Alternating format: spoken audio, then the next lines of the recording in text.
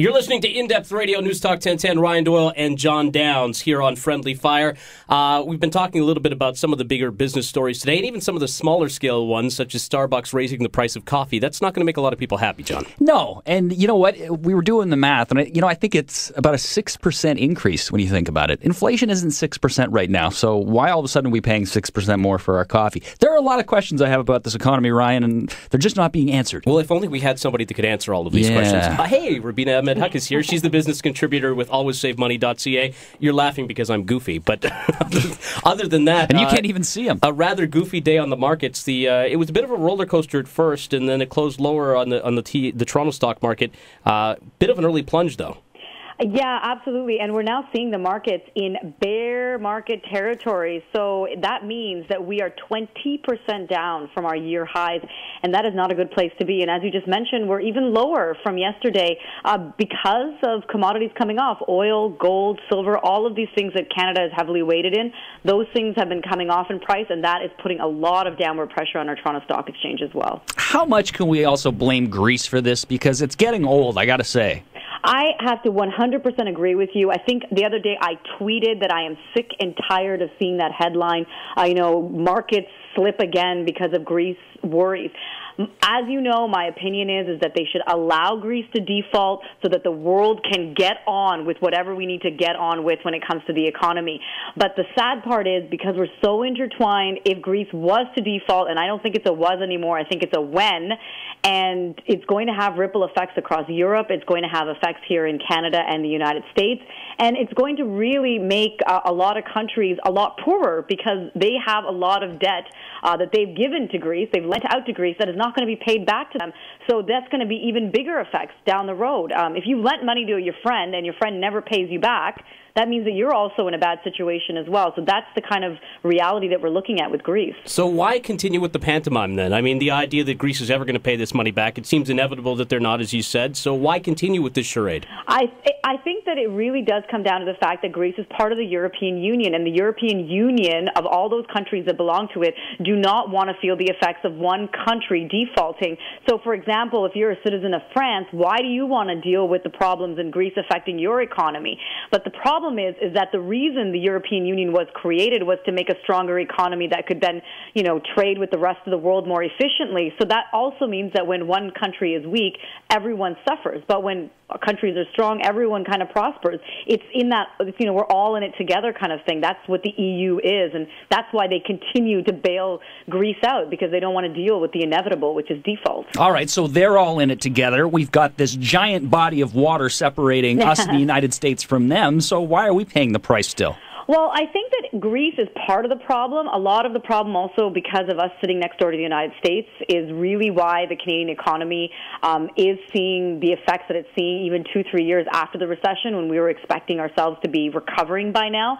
The U.S., we do a lot of trade with them, so if they're not recovering in the way that we expected them to, we are not going to see our economy pick up as well. I mean, today, Jim Flaherty came out and said that, we are not going to be heading into recession, but I think that's really irresponsible of him. He's our finance minister. He should paint a really realistic picture of what's going to be happening. We are just one negative quarter away from a recession in Canada, and I don't think that that's an unlikely scenario. I think we are in a recession. I mean, if you look at all the data that's out with the employment numbers, with the manufacturing numbers, everything is slowing. Nothing is getting faster.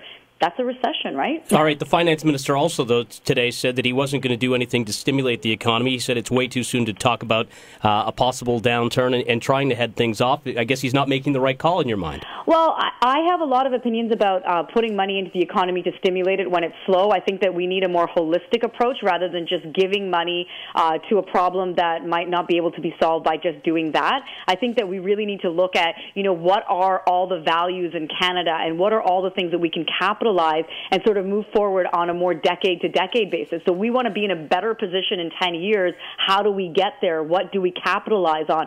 Rather than let's inject more money and give people short-term jobs so they can feel good about their economic situation, but then lay them off when that money runs out. Because that's literally what happened with the economic stimulus package, which was billions of dollars.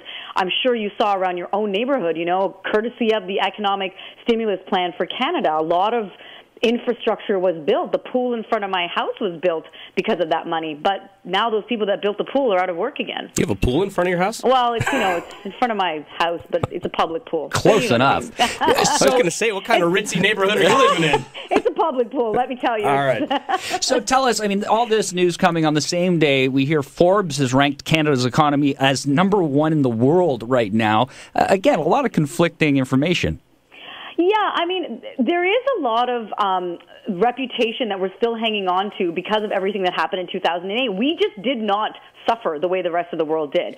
And I think that there is a lot to be said for the fact that our governments and our banks did take the right steps to make sure that we didn't falter in the way the rest of the world did. But we have to stop patting ourselves on the back for something that happened 2-3 years ago and having this false sense of security. Let's look at the facts. The fact is Canadians are in more debt than Americans. The fact is that jobs that are being created as part-time jobs, contract jobs, freelance jobs. These are not the type of jobs that people were used to before the recession. I mean, all these poor guys that worked in the auto industry who lost their jobs, they haven't been able to find work again. I mean, the economy is only getting worse for those type of people. We're speaking with Rubina Ahmed-Haq, a business contributor with alwayssavemoney.ca. I'm going to give you two sort of investments that Canadians, one they've been told to make, one they make on a daily basis. First, the gold sector, losing about 3% today. That's got to be troubling for people because a lot of people have said, this is the safest place to put your cash, but is it really? Well, I mean, like I've always said, I don't really give advice on specific things like gold, but I absolutely do believe that the price of gold ran up way too quickly and that there was a correction necessary. I mean, at the beginning of September, we almost hit $2,000 an ounce. I mean, we just kept breaking records week after week after week. So definitely there was a correction in the air. I mean, anything, when it gets out of hand, there needs to be something to come sort of pull it back, and that's exactly what happened.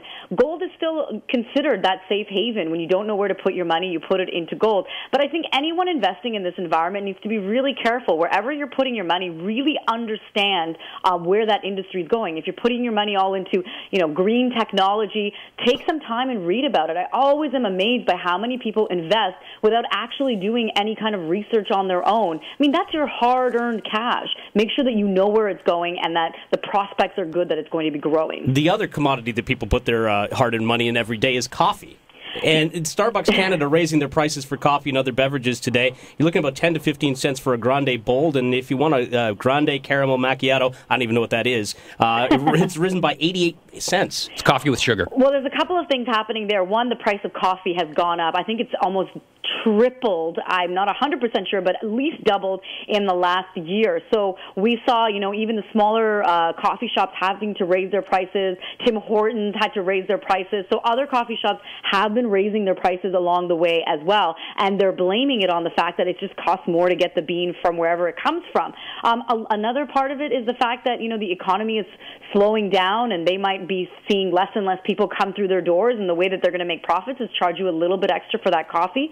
But I think if you ask Starbucks why they raised their prices, it's because the actual commodity of coffee the price has gone up. Really makes sense there. We appreciate you taking the time tonight. Good Thanks luck with the public pool. Yeah, I'm going for a swim right now. Yeah. It's Rubina Ahmed-Haq, business contributor with alwayssavemoney.ca. When we come back, John, we're going to talk about people's willingness to pay that money for coffee, and we'll also hit people up with the story of poverty hitting Sesame Street of all places. Again? We'll do that as Friendly Fire continues with Ryan Doyle, John Downs on In-Depth Radio, News Talk 1010.